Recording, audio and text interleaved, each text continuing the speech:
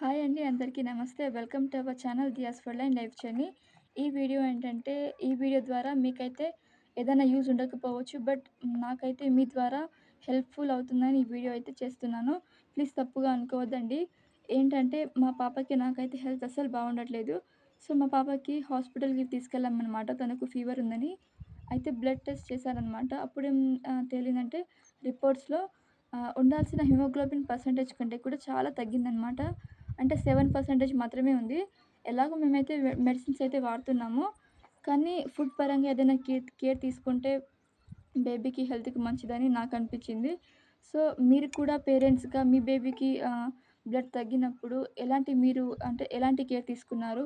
ఎలాంటి ఫుడ్ పెట్టారనేది నాతో షేర్ చేసుకుంటారని ఆశిస్తున్నానండి.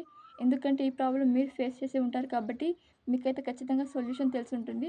మీరు నాతో షేర్ చేసుకోవడం వల్ల నాకెంతో